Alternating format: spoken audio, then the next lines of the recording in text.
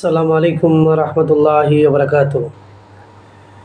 ইতিপূর্বে আমরা বনি আদমের সতর্কবাণী একটা পর্ব শেষ করেছি। আজকে দ্বিতীয় পর্ব শুরু করবো ইনশাল্লাহ।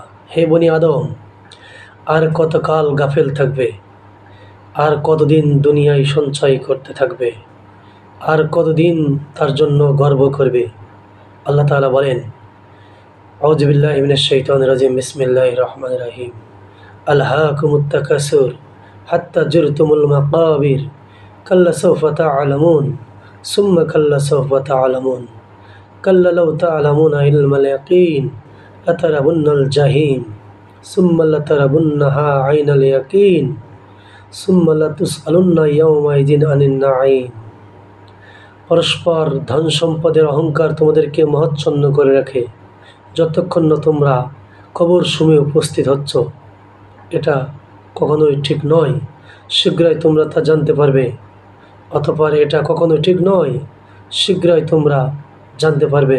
সাবধান, যদি তোমরা নিশ্চিত জ্ঞান দ্বারা অবহিত হতে তবে এমন কাজ করতে না। তোমরা অবশ্যই জাহান্নাম দেখবে, অতঃপর তোমরা তা দিব্যি প্রত্যয় দেখবে। এরপর অবশ্যই সেদিন তোমরা নিয়ামত সম্পর্কে জিজ্ঞাসিত হবে। সূরা তাকাসুর 1-8 নম্বর আয়াত। শুভ সংবাদ তাদের জন্য যারা জাহান্নামের ভয় করে এবং যে কাজ করলে জাহান্নাম যেতে হবে তা থেকে বিরত থাকে। কোরআন মাজিদে ইরশাদ হয়েছে, অলিমান খাফা মাকাম রাব্বাহিল জান্নাতান। যে ব্যক্তি তার রবের সামনে উপস্থিত হওয়াকে ভয় করে তার জন্য রয়েছে দুটি জান্নাত। সূরা রহমান আয়াত নম্বর 46। আল্লাহ তাআলা বলেন, উলাইকাল্লাযীনা ইয়াদউনা ইয়াবতাগুনা ইলা রাব্বিহিমুল ওয়াসিলাতা আইয়ুহুম আকরাবু ওয়া ইয়ারজুনা রাহমাতাহু ওয়া ইয়াখাফুনা আযাবাহু ইন্না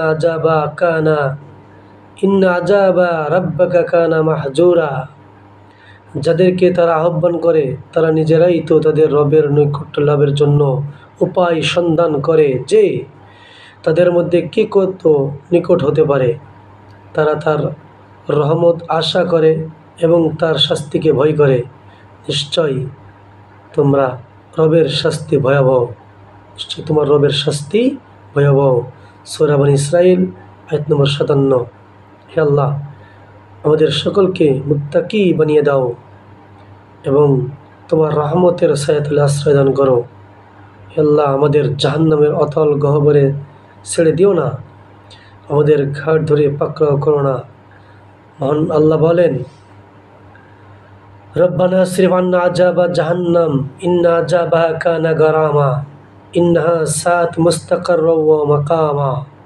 হে আমাদের রব, আমাদের থেকে জাহান্নামের শাস্তি হটাও, নিশ্চয় এর শাস্তি তো আঁকড়ে থাকার জিনিস, এটা খুব খারাপ স্থান ও থাকার জায়গা। সূরা ফুরকান আয়াত নম্বর 65-66। মহান রব্বুল আলামিন বলেছেন,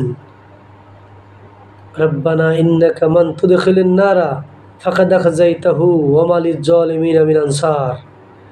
হে আমাদের রব, তুমি যাকে দোজখে নিক্ষেপ করবে তার নিশ্চিত অপমান হবে, জালেমদের জন্য কোনো সাহায্যকারী নেই। সূরা আল ইমরান আয়াত নম্বর 192।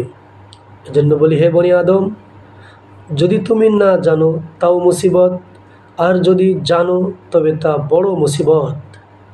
আল্লাহকে ভয় করো, সামনে অগ্রসর হও, পরকালের প্রস্তুতি নাও, সৎ কাজ করো, আশা রাখো জান্নাতের। আল্লাহ বলেন, তোমরা তোমাদের রবের ক্ষমা ও জান্নাতের দিকে ছুটে যাও, যার সীমানা ও প্রশস্ততা আসমান জমিন, যা তৈরি করা হয়েছে মুত্তাকিদের জন্য, যারা সুখে দুঃখে সদকা করে এবং যারা গুসা হজম করে, মানুষকে ক্ষমা করে। বস্তুত আল্লাহ সৎকর্মশীলদের ভালোবাসেন। তারা যখন মন্দ কাজ করে অথবা নিজেদের উপর জুলুম করে তখন তারা আল্লাহকে স্মরণ করে নিজ পাপের জন্য ক্ষমার প্রার্থনা করে। আল্লাহ ছাড়া কে তাদের পাপ ক্ষমা করবে? তারা জেনে শুনে নিজের কৃত মন্দ কর্মে স্থির থাকে না, তাদের প্রতিদান তাদের রবের পক্ষ থেকে ক্ষমা ও জান্নাত, যার তলদেশ দিয়ে প্রবাহিত হয় নহরসমূহ, সেখানে তারা অনন্তকাল থাকবে। কত চমৎকার নেককার লোকদের প্রতিদান! সূরা আলে ইমরান আয়াত নম্বর 133 থেকে 136। মহান রব্বুল আলামিন আমাদেরকে সুখময় জান্নাতে যাওয়ার তৌফিক দান করুন। হে বনি আদম, এই দুনিয়ার মোহ থেকে বের হয়ে আমরা যেন জান্নাতের কাজ করতে পারি, আল্লাহ আমাদেরকে সেই তৌফিক দান করুন। সকলে বলে আল্লাহুম্মা আমিন। আসসালামু আলাইকুম ওয়া রাহমাতুল্লাহ।